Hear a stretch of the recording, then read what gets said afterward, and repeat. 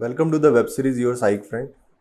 मेरा नाम डॉक्टर फैसल सिद्दीकी है और आज का जो हमारा टॉपिक है वो है पैनिक डिसऑर्डर। जैसा कि लास्ट टॉपिक में आपको बताया गया था कि एंजाइटी डिसऑर्डर का ही एक वेरिएंट है पैनिक डिसऑर्डर। तो आज हम जो है एक ब्रीफ में बात करेंगे पैनिक डिसऑर्डर के बारे में। तो सबसे पहले अगर पैनिक डिसऑर्डर की डेफिनेशन देखें तो उसकी डेफिनेशन ये है कि an acute intense attack of anxiety which is accompanied by feeling of impending Doom. इसका मतलब ये है कि एकदम से एक एंजाइटी, एक बेचैनी महसूस होना, घबराहट महसूस होना और उसके बाद एक ऐसा एहसास होना कि इंसान सोचे कि मेरी ज़िंदगी ख़त्म होने वाली, मैं मरने वाला हूँ।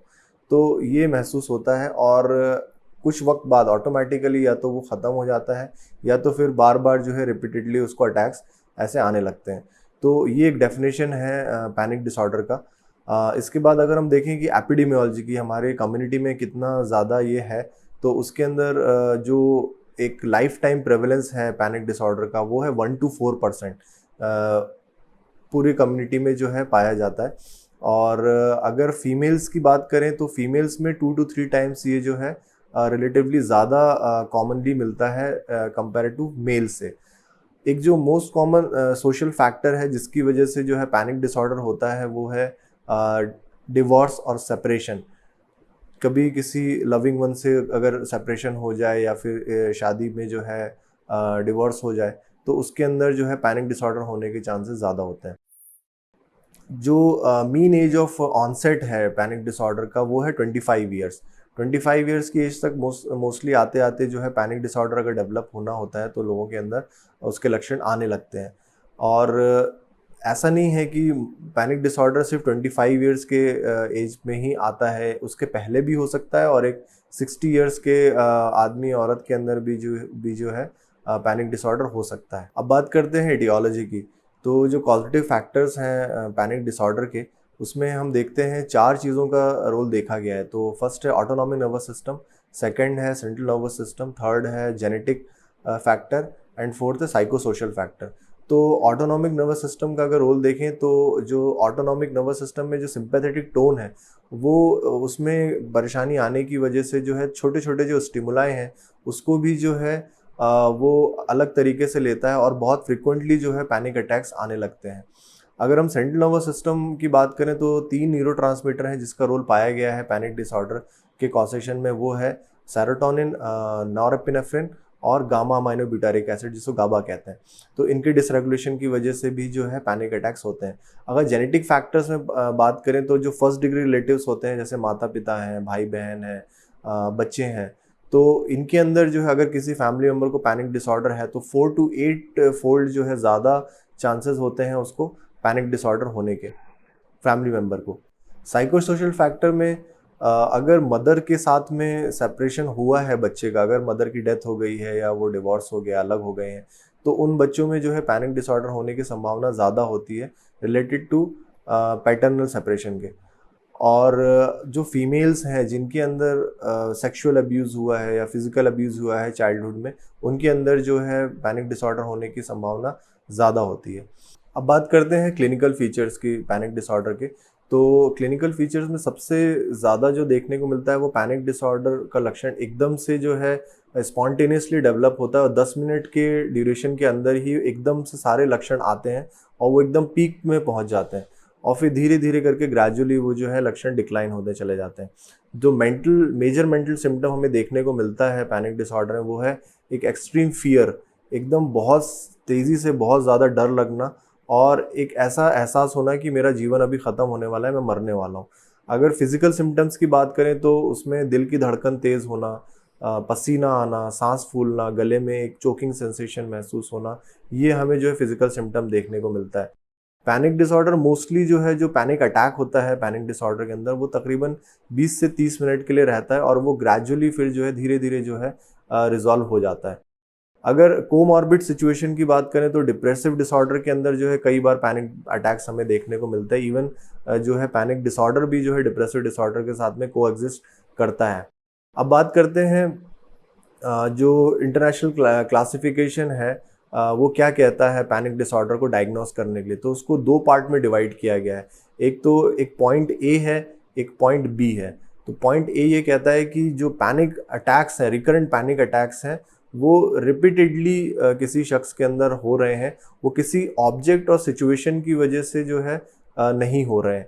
और जो पैनिक अटैक मरीज के अंदर आ रहे हैं वो भी किसी डेंजरस थ्रेट की वजह से या कोई लाइफ थ्रेटनिंग सिचुएशन की वजह से नहीं हो रहे हैं। जैसे हमें देखने को मिलता है कि कई बार कोई ऐसी सिचुएशन होती है जिसमें बहुत बेचैनी होती है, बहुत घबराहट होती है, लेकिन ऑटोमेटिकली जब वो इंसान उस सिचुएशन से हटता है तो वो घबराहट जो है ख़त्म हो जाती है।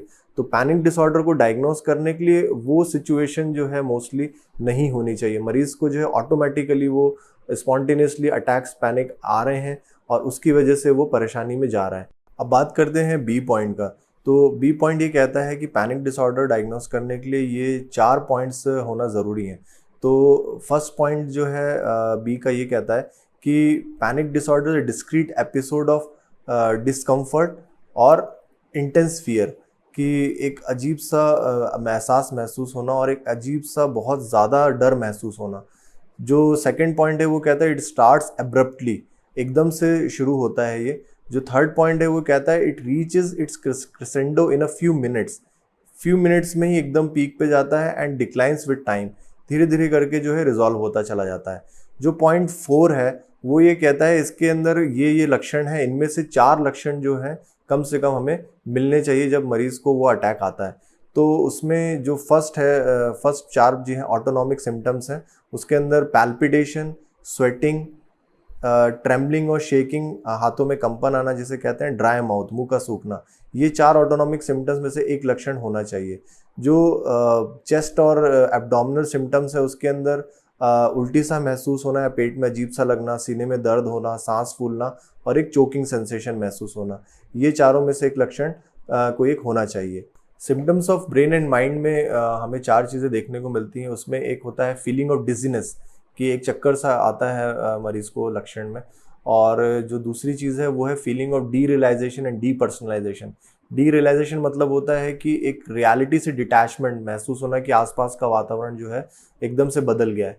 और डी पर्सनलाइजेशन में महसूस होता है कि पर्सनल डिटैचमेंट, मतलब ऐसा लगता है कि इंसान को लगता है कि ये अटैक आने पे कि मैं वो इंसान नहीं हूँ जो एक्चुअल में मैं हूँ। तो ये एक चीज़ डी रियलाइजेशन और डी पर्सनलाइजेशन दोनों हमें जो है पैनिक अटैक के अंदर देखने को मिलती है। जो तीसरी चीज़ है वो है फीलिंग ऑफ लूजिंग कंट्रोल, ऐसा लगता है कि हमारा खुद पर से कंट्रोल ख़त्म हो रहा है उस टाइम पीरियड के लिए जब अटैक आता है। और फिर चौथी चीज़ है फीलिंग ऑफ डाइंग, ऐसा लगता है कि मरने वाला हूँ। तो ये symptoms of brain and mind हुआ। उसके बाद में जो है 2 जनरल सिम्टम्स हमें देखने को मिलते हैं पैनिक अटैक के अंदर, वो है हॉट फ्लैशेस और कोल्ड चिल्स, कि एकदम से बहुत ज़्यादा इंटेंस गर्मी का एहसास होना और एक कोल्ड चिल्स जैसे कि एकदम से कपकपी से महसूस होना। और जो दूसरी चीज़ है वो feeling of tingling and numbness, एक जो हमारे लिम्स है, हाथ पैर हैं, उनके अंदर एक ऐसा लगता है कि सुन्न होते जा रहे हैं जब अटैक पड़ता है तो, या फिर बहुत चीटी सी चल रही है, एकदम से बेचैनी का एहसास होता है इन फीलिंग की वजह से। तो ये कंप्लीट करता है हमारे डायग्नोस्टिक क्राइटेरिया को। अब अगर हम देखें कि मॉडरेट पैनिक डिसऑर्डर क्या होता है, तो अगर पूरे महीने में अगर 4 पैनिक अटैक आ रहे हैं तो वो मॉडरेट पैनिक डिसऑर्डर में जाता है। और अगर पूरे हफ्ते में 4 से ज़्यादा पैनिक अटैक आ रहे हैं तो वो सीवियर पैनिक डिसऑर्डर में जाता है। अब बात करते हैं डिफरेंशियल डायग्नोसिस की, कि डिफरेंशियल डायग्नोसिस पैनिक डिसऑर्डर का क्या क्या होते हैं। तो कई बार पैनिक डिसऑर्डर के जो लक्षण है वो मिमिक करते हैं दूसरी बीमारियों से। तो अगर हम देखें तो मोस्ट कॉमनली जैसे कार्डियोवैस्कुलर डिसऑर्डर है, उसमें कई सारे लक्षण जो है मिमिक करते हैं, लगता है कि ये पैनिक डिसऑर्डर है, या लेकिन होता वो कुछ और है। और एक्चुअल में हमें डायग्नोसिस बनाने से पहले रूल आउट करना पड़ता है कोई कार्डियक प्रॉब्लम तो नहीं है। तो मायोकार्डियल इन्फार्क्शन है, कंजेस्टिव हार्ट फेलियर है, एंजाइना है, एनीमिया है, हाइपरटेंशन है, इसके अंदर जो है पैनिक डिसऑर्डर जैसे लक्षण आते हैं। अब अगर पल्मोनरी डिसऑर्डर्स की बात करें तो ब्रोंकियल एस्थमा है, सीओपीडी है, पल्मोनरी एम्बोलिज्म है, हाइपर वेंटिलेशन है, इसके अंदर भी जो है पैनिक डिसऑर्डर जैसे लक्षण आते हैं। अगर न्यूरोलॉजिकल डिसऑर्डर में बात करें तो माइग्रेन है, ट्रांजिएंट इस्केमिक अटैक है, सेरेब्रल वास्कुलर डिजीज़ है, इसके अंदर भी पैनिक डिसऑर्डर जैसे लक्षण आते हैं। एंडोक्रिन डिसऑर्डर्स में बात करें तो हाइपरथायराइडिज्म है, हाइपोग्लाइसीमिया है, एडिसन्स डिजीज़ है, कुशिंग सिंड्रोम है, इसके अंदर भी पैनिक डिसऑर्डर जैसे लक्षण आते हैं। अगर ड्रग इंटॉक्सिकेशन की बात करें तो एम्फिटामिन एक दवाई होती है, उसका ज़्यादा सेवन की वजह से पैनिक डिसऑर्डर जैसे लक्षण आते हैं। मैरिजुआना कैनबिस गांजा लेने के बाद में भी पैनिक डिसऑर्डर जैसे लक्षण आते हैं। निकोटीन है या कोकेन लेने के बाद भी बहुत ज़्यादा मात्रा में पैनिक अटैक्स आ सकते हैं। अगर ड्रग विड्रॉल की बात करें तो अल्कोहल है, ज़्यादा सेवन करने के बाद जब हम अल्कोहल कोई लेना बंद कर देता है तो उसके बाद भी पैनिक अटैक जैसे लक्षण आते हैं, जो मिमिक करता है कहीं पैनिक डिसऑर्डर तो नहीं है, अल्कोहल विड्रॉल है। अगर हम ब्लड प्रेशर की दवाइयाँ बंद कर दें, अफीम लेना बंद कर दें, नींद की गोलियाँ लेना बंद कर दें, तो उसके बाद भी जो है पैनिक डिसऑर्डर जैसे लक्षण आ सकते हैं। अदर कंडीशंस में अगर देखें तो सिस्टमेटिक इन्फेक्शन है, उसमें हो सकता है, यूरीमिया में हो सकता है, विटामिन B12 डेफिशिएंसी में हो सकता है, इलेक्ट्रोलाइट इम्बैलेंस के अंदर हमें जो है पैनिक डिसऑर्डर जैसे लक्षण मिलते हैं। तो जब भी कोई ऐसी घबराहट, बेचैनी, इंटेंस के साथ में कोई अगर आता है हमारे पास में, तो हमें रूल आउट करना पड़ता है कहीं इन फिजिकल डिसऑर्डर की वजह से अगर ये लक्षण तो नहीं आ रहे हैं। अब बात करते हैं ट्रीटमेंट की। तो पैनिक डिसऑर्डर का ट्रीटमेंट के लिए हमारे पास फार्माकोथेरेपी होती है और एक कॉग्निटिव बिहेवियर थेरेपी होती है। तो फार्माकोथेरेपी मेडिसिन का यूज़ किया जाता है जिसमें सेलेक्टिव सेरोटोनिन रीअपटेक इनहिबिटर्स जो है उनका मोस्टली यूज़ करते हैं, जो काफ़ी हद तक सेफ रहती हैं और जिनके साइड इफ़ेक्ट्स भी कम रहते हैं। ड्यूरेशन ऑफ ट्रीटमेंट कितना है, तो तकरीबन 9 to 12 मंथ्स के लिए जो है कम से कम ट्रीटमेंट मेडिकेशन के फॉर्म में देना पड़ता है मरीज़ को, जिसमें देखा गया है कि 30 to 90% जो है मरीज़ जो सक्सेसफुली ट्रीट हो जाते हैं। कुछ मरीज़ ऐसे होते हैं जिनके अंदर जो है रिलैप्स होता है लक्षणों का, मोस्टली जो है मरीज़ जो है पूरी तरीके से रिकवर कर जाते हैं। अब जो कॉग्निटिव बिहेवियर थेरेपी और कॉग्निटिव थेरेपी है उसके अंदर जो टेक्निक है मोस्टली जो है बताई जाती है कि जो स्टिमुलस है जिसकी वजह से जो है पैनिक डिसऑर्डर जो है या पैनिक अटैक्स बार बार आ रहे हैं उसको कैसे कंट्रोल किया जाए। तो छोटे मोटे जो बॉडीली सेंसेशंस हैं, जो ट्रिगरिंग फैक्टर्स हैं, उनको कोशिश करके बताया जाता है कि मरीज़ उन फॉल्स बिलीफ में से निकले, उन चीज़ों को ना माने और वो सेंसेशंस को मोस्टली अवॉइड करे। तो उससे जो है पैनिक जो है अटैक्स जो है काफ़ी हद तक कम हो जाते हैं, कंट्रोल में आते हैं। अब बात करें अगर कोर्स एंड प्रोग्नोसिस की, तो पैनिक डिसऑर्डर में तकरीबन 30 से 40% जो लोग होते हैं उनका जो है प्रोग्नोसिस लॉन्ग टर्म फॉलोअप में अच्छा होता है। तो स्पॉन्टेनियसली जो है वो कई बार रिकवर कर जाते हैं। और 50% मरीज़ जो है तकरीबन ऐसा होता है कि थोड़ा मोड़ा लक्षण उनको बने रहते हैं लाइफ टाइम में। 10 to 20% मरीज़ों की जो है हालत जो है धीरे धीरे करके टाइम टू टाइम जो है गंभीर होती जाती है, उनके जो लक्षण हैं वो बढ़ते चले जाते हैं और उनको जो है आगे चल के ट्रीटमेंट मैंडेटरी हो जाता है। अब अगर दूसरी बीमारियों की बात करें तो जिनको पैनिक अटैक्स आते हैं, पैनिक डिसऑर्डर होता है, उसके अंदर अल्कोहल यूज़ या फिर जो दूसरे नशे की बीमारियां हैं वो होने की संभावना जो है ज़्यादा होती है। तकरीबन 20 से 40% लोग जो है नशे की आदत में फंस जाते हैं पैनिक डिसऑर्डर के साथ में। ऑब्सेसिव कंपल्सिव डिसऑर्डर भी जो है कुछ मरीजों के अंदर पाया गया है कि जो है पैनिक डिसऑर्डर जिनको है तो उनको ओसीडी होने के भी चांसेस ज़्यादा होते हैं। अब अगर बात करें फैमिली इंटरेक्शन और परफॉर्मेंस की, और जो वर्क परफॉर्मेंस है, स्कूलिंग में जो प्रॉब्लम है, ये उन मरीज़ों के अंदर ज़्यादा आता है जिनके अंदर पैनिक डिसऑर्डर होता है। उनकी रिलेशनशिप इश्यूज डेवलप होने लगते हैं, उनका जो है वर्क प्रोफाइल जो है ख़राब होने लगता है। और अगर स्कूलिंग है, पढ़ाई कर रहे हैं बच्चे हैं, अगर एडोलसेंट एज ग्रुप में है तो उनका जो है स्कूल परफॉर्मेंस जो है ख़राब होने लगता है, वो ज़्यादा सफ़र करते हैं पैनिक डिसऑर्डर की वजह से।